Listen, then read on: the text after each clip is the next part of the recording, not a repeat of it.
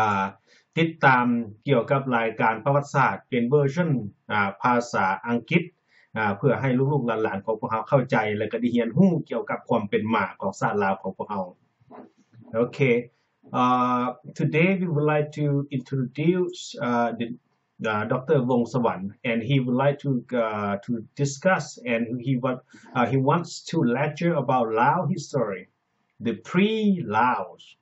And this is the first time that we put on air, and he want to collect all the information for two programs in the past. And right now he is with us. And welcome, Dr. Vongsavanh. สบายดีเหมือนทุกคนทานผู้ส้มและผู้ฟังทั้งหลายเมื่อนี้ข้าพเจ้ามีความภาคภูมิใจที่สุดแต่ก่อนอื่นก่อนจะกล่าวไปหายุคสมัยประวัติศาสตร์แท้จริงนั้นท่านดร.ริชาร์ดไซสมอนได้ขอห้องข้าพเจ้านี่สรุปโดยย่อเป็นภาษาอังกฤษเนื้อในต่างๆที่ได้บรรยายมา2ชุดหรือ2ครั้งนั้นก็ว่าได้เกี่ยวกับประวัติศาสตร์โบราณกาลของลาวเฮาเพื่ออยากให้ชาวหนุ่มน้อยลาวเฮาหันที่มีจำนวนใดจำนวนหนึ่งยังบ่ทันเข้าใจความลาวที่ในคำเว้าหรือถอยคำสูงต่ำต่างๆของสภาพการฉะนั้นแหละครับเจ้าพวกนุ่มน้อยลูกหลานเฮาส่วนหลายก็มาอยู่เมืองอเมริกานี้หรือว่ามาเกิดนี่อยู่นี่ซะก็ยังบ่ทันเข้าใจคำเว้าลาวเฮาอย่างครบถ้วนเทื่อ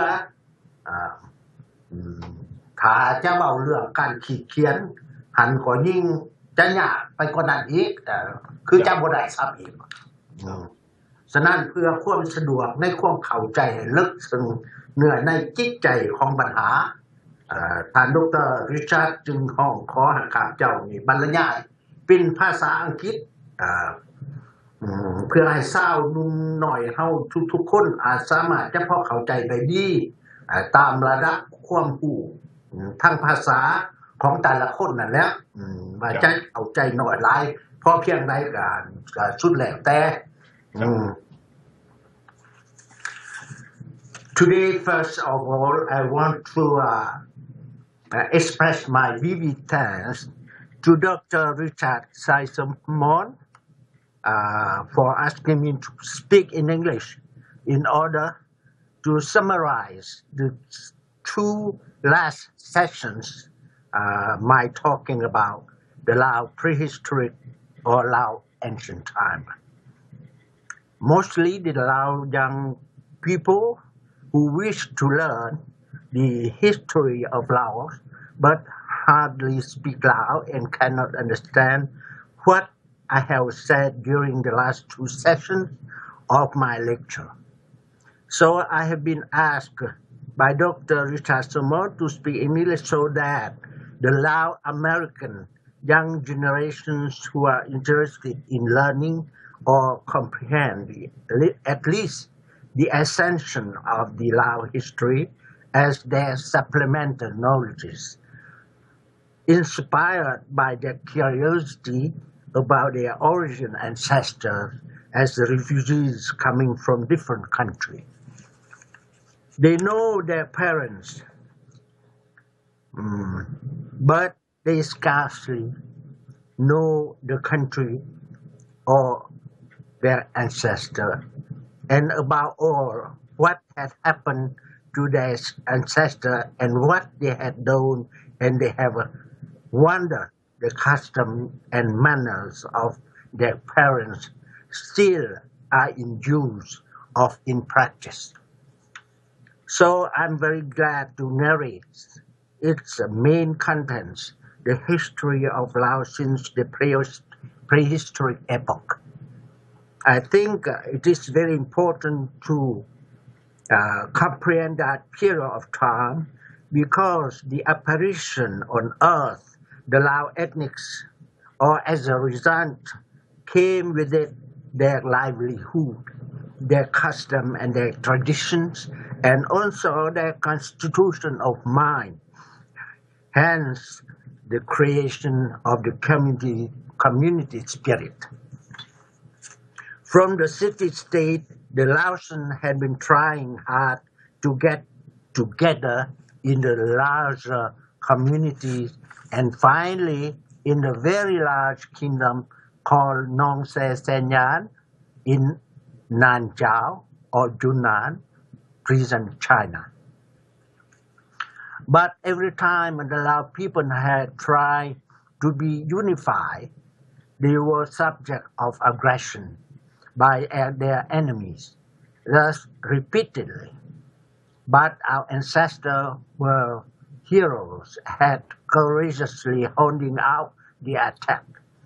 In the period of the Qin Shi Huangdi, the powerful emperor of China, who led the people constructing the Great Hall of 5,000 kilometers, he pushed the Lao out of the three Lao cities in central China in 205 before Buddhist era and in 348 years before Buddhist era. In 353 before Buddhist era, the emperor called Wu Ti wanted to send a Chinese delegation to India in order to investigate about the famous religion which was Buddhism. He had to attack the kingdom of Kunming or Kunmeng for the Lao king didn't want them to pass through his kingdom in fear of invasion. In 225 AD, Kun Beng, the well-known powerful general of the Emperor Lao Pi, the King Lao Sinulo, had fiercely resisted the aggression but finally had to be submitted to the Chinese occupation. In 1254, after Christ, the Mongol general attacked the Nong Se kingdom. Later, after conquering the Chinese army, become the powerful emperor of China, occupied this kingdom of Nong Se. The Lao people at that time fled the country in mass exodus, dispersed in all directions. To the west, they set up a state of Assam called Lao. They fled in east down to Canton and the island of Hainan. To the southeast down to the Red and Black River. To the southwest, they followed the Irrawaddy, the Salui, the Mekong River, where they set up the Shan state, the Yonok, Lana, and Lansang kingdom. Later, afterward, the Thai Lao people had created three brother kingdoms, Lana, Lanpia, Ayutthaya, and Lansang.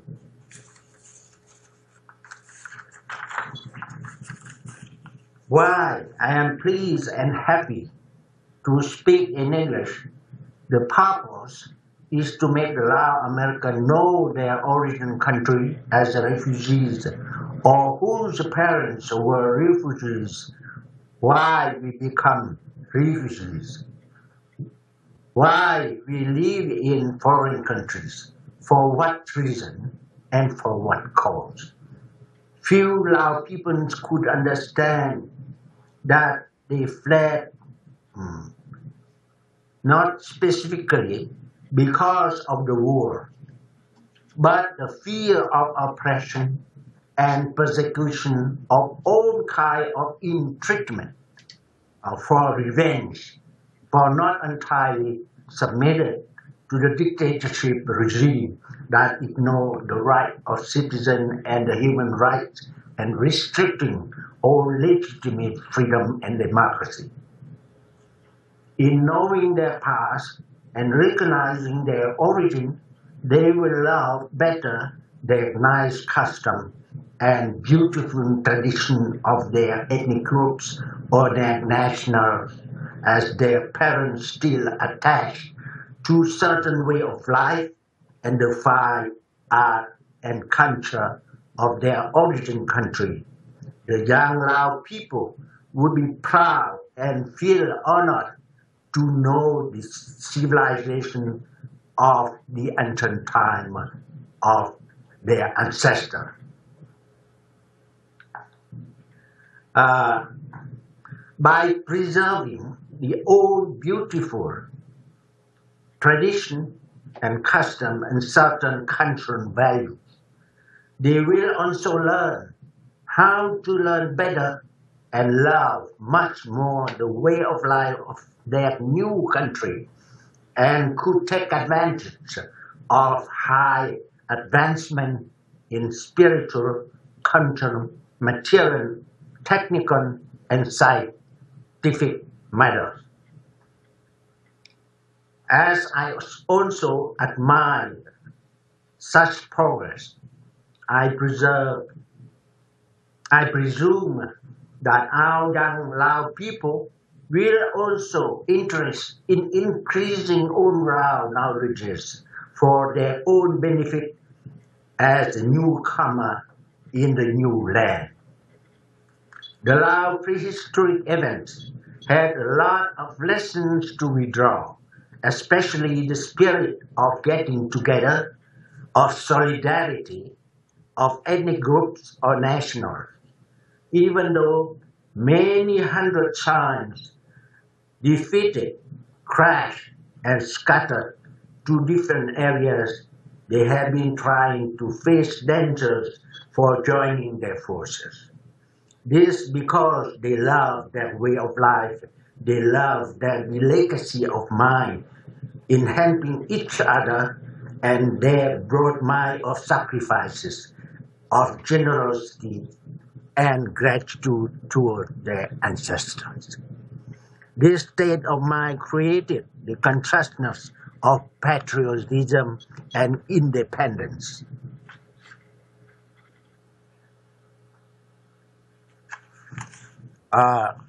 So now I have to talk about the two theories of historic presumption concerning the foundation of the Lao Craton, or the first settlement of the Lao ancient communities.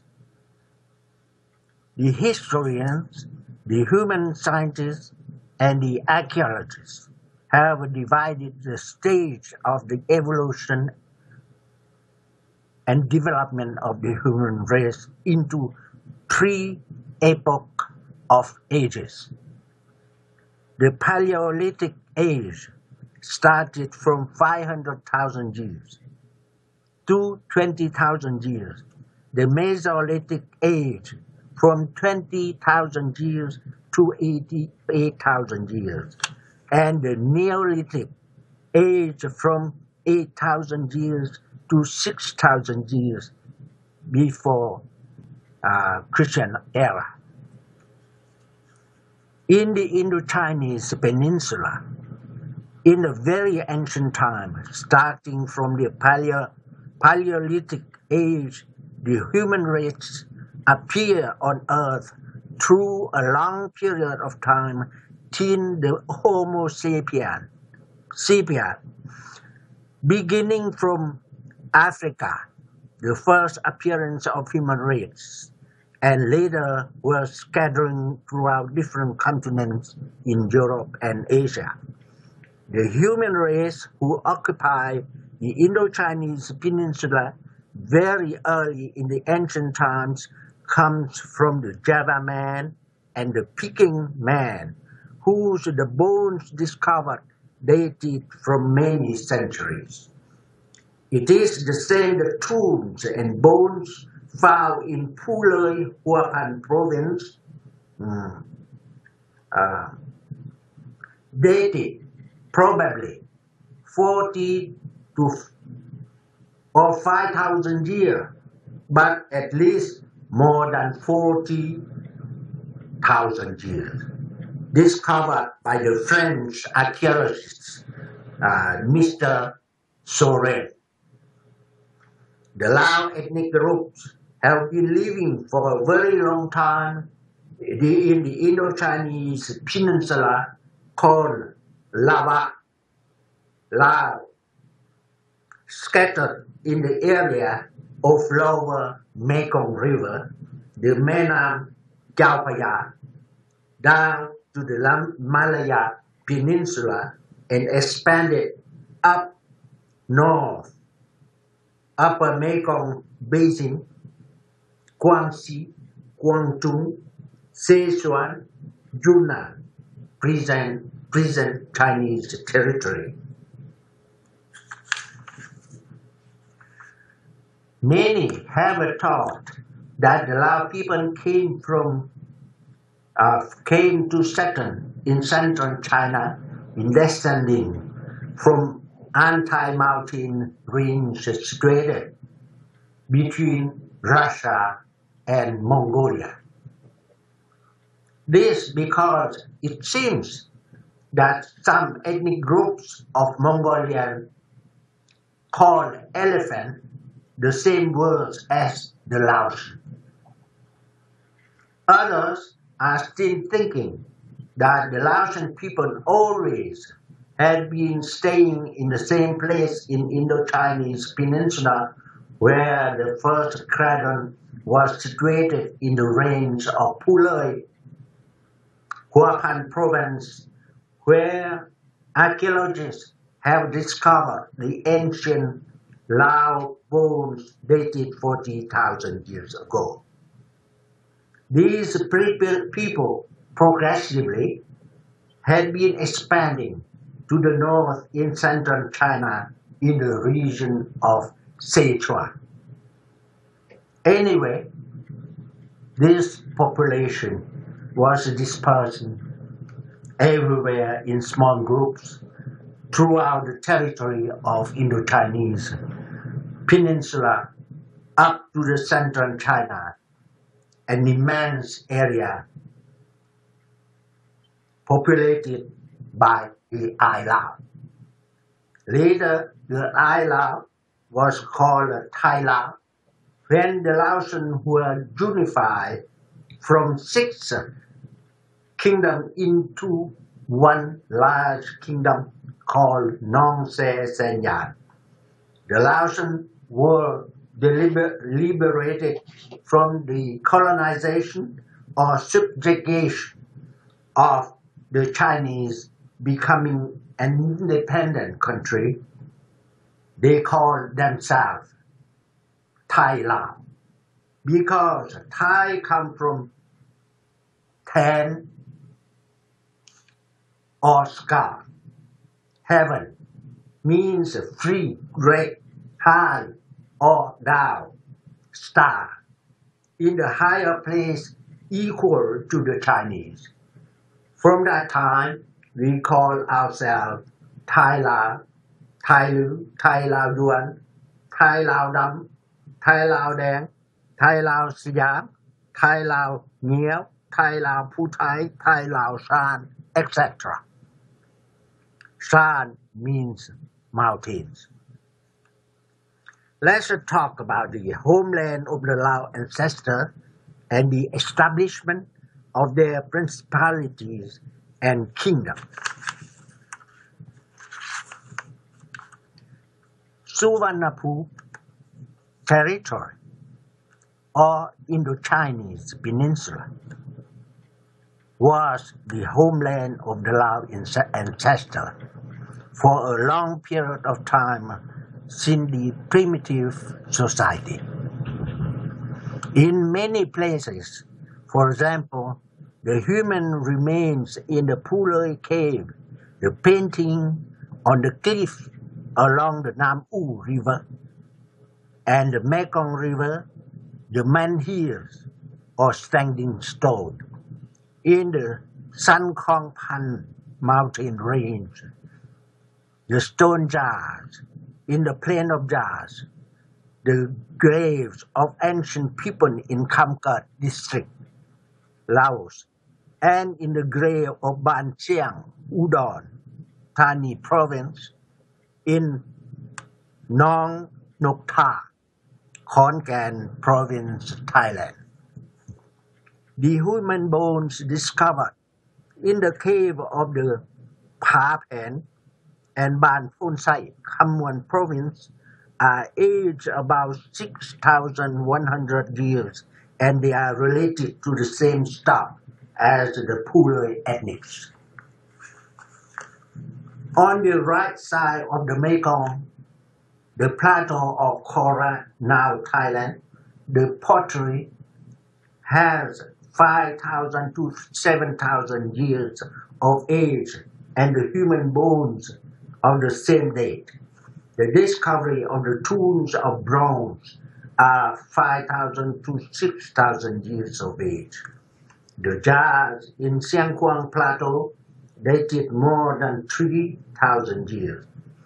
The jar used as the preservation of the bones remains of the dead was carved only by the metal, whence the appearance of the Iron Age.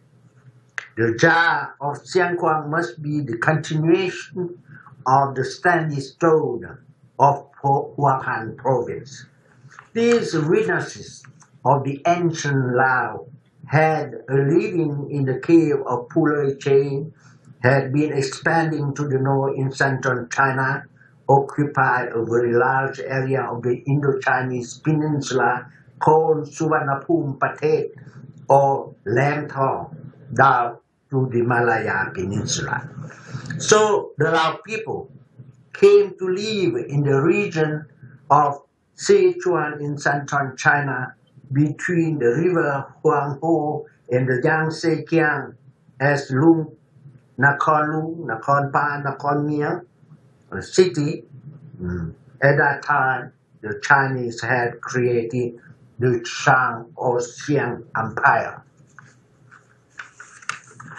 The Lao ancestors used to live in Puloi mountain range for about 40,000 years ago, who moved to other places step by step across the Indo-Chinese peninsula to the south, and some of them moved northward in Central Asia and held their settlement in many areas in the upper Huanghe River and Yangtze Kiang. The Lao people had set up some principalities in many areas. The period around 2000 before Christ, namely Muang Lung, capital city, Muang Pa, Muang Niao, Muang Xiang An. These principalities were dominated by the Chinese Empire led by Emperor Qin Shi Huangdi, who ruled China in the period 221-206 before Christ. The Lao people who fled from these capital cities had their new settlement around Pa Ngai, located in the northeast of Nong Sa Lake. These Lao people had united all Lao principalities in that region and established the large kingdom of Laos in about 200 before Christ. The Chinese people called the kingdom as AmeriLao Kingdom. In the lower Mekong Basin and in the southern part of Suvarnabhumi Peninsula, the Lao people had established their kingdom in around 600 before Christ in three regions as follows. The Lao Sikotabun Kingdom in the Korat Plateau along the Mekong River. Second, the Lao Yonok Kingdom in the northern part of the lower Mekong Basin along the Mekong River. And third, the Lao Tharavadi Kingdom in the Chao Phraya Basin, Myanmar. These three kingdoms had maintained their independence and preserved their culture for a long period of time in the 7th and 8th century. Then they were dominated by the Khmer Empire, step by step, until the early of the 13th century. The AmeriLao Kingdom Nong Se lasted for a period of almost 300 years. Before the end of the Lao dynasty of Mong Se or Nong Se, the Lao crown prince got married with a Chinese princess for the tightening the relation between the two countries.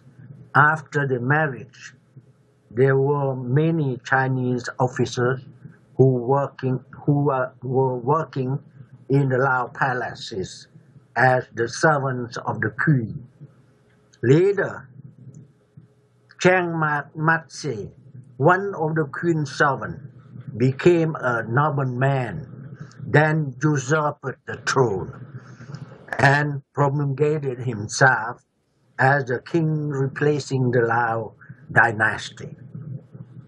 The Lao territory in the Nong Se region was annexed into the Chinese Empire by Kublai Khan after he became the emperor of Chinese Empire around 1270. The Lao Kingdom of Nong Se or Nanjiao was established in 620 after Christ and ended in 903 after Christ. Had 15 kings ruling the kingdom through the period of nearly 300 years.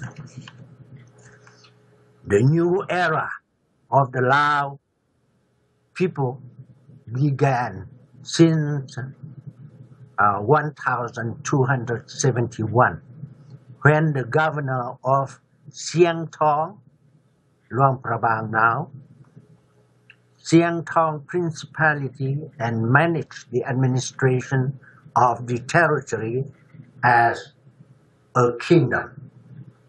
Since then, the Siang Thong Principality was a powerful principality and the Lao Lansang was established in 1353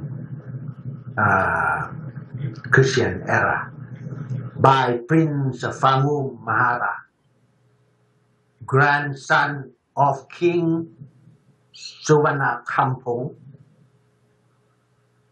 who reigned 1316 to 1344, which was the beginning of the true history of Laos. The Lao Lansang Kingdom maintained its independence for many centuries. Some periods of time it was prosperous. Some periods it faced many difficulties, even lost its independence, but again regained independence until 1975. The kingdom lasted for 625 years. So, I think I finished. The next step, I will try my best to brief or summarize the important contents of the true history of Laos since Phangum to the present time. Thank you for your attention. Yeah. Well, so thank you very much. This is the prehistorical story that the Dr. Vongsavanh tried to lecture for our new generation in the United States or around the world to understand what we are coming from, where is Laotian coming from, where is our ancestor coming from. But this is a good lesson, and I hope this lecture will give us some understanding for the youngster and new generation. At least they will understand some sorts of Lao history. Some kids probably did not have time to go to library or somewhere to research about Lao old history.